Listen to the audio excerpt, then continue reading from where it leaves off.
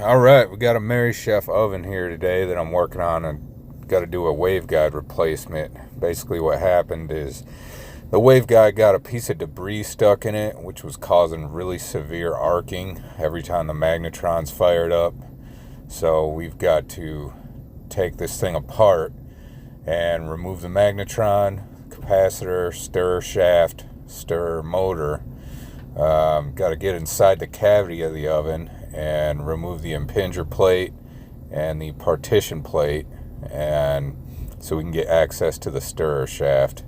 You'll see that here shortly. Right now I'm just taking apart the magnetron ductwork, or the ducting for the magnetrons, and so I can gain access to the waveguide.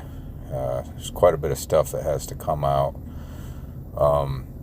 This whole repair takes about 2 hours on average. See, that's that impinger plate right there.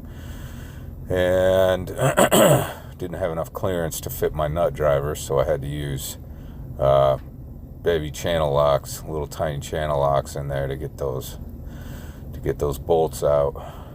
A lot of the times those plates are all broken up.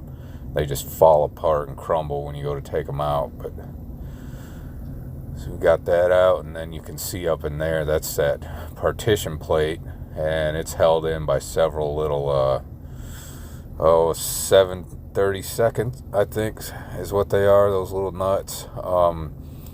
Funny enough, that one in the top left right there ended up, the shaft was spinning inside of there, so I had to grind it off. It was kind of a pain.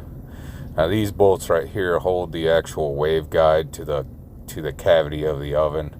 It's 4 little tiny nuts, and then you got to take undo the wiring for the stirrer motor, which I'm doing right here. Unplug them from the SRB board, and then you can unbolt the stirrer motor. It's 2 tiny little Phillips head screwdrivers. That's taking the capacitor off right there, and there's the stirrer motor. It's really tedious work, these ovens are. A lot of little moving pieces and parts. I still don't fully understand microwave technology, but I'm learning. That's the high voltage diode right there. And to unbolt it, unplug my magnetron, and then there's 2 bolts on the top side that hold the waveguide down to the oven cavity as well. Have to take those out right now, and then that whole waveguide should pull right off of there. Yeah. Alright, now I'm just unbolting the magnetron from the waveguide, doing inspection. It looked really burnt, so I'm gonna go ahead and replace it.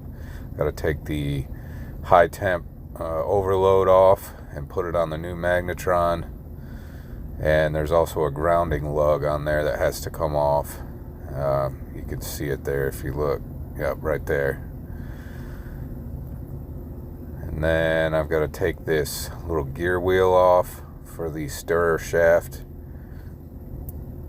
The wheel doesn't get replaced, but the shaft does. So that's the old one. And that's the new one. Just feed it up through there. Replace the gear wheel. Put the locking screw back in. Get it tightened down. And that is it reinstalled. I didn't get a chance to get good video of that, but there's my partition plate. Put my impinger plate back in. And I also did a door seal. That's what I'm removing right now. I didn't get any footage of putting the new one back on, but you just run a bead of RTV around it, and there's 4 clips on all the corners that come out. So, and I got it all put back together and turned on. It was a successful repair. See you on the next one.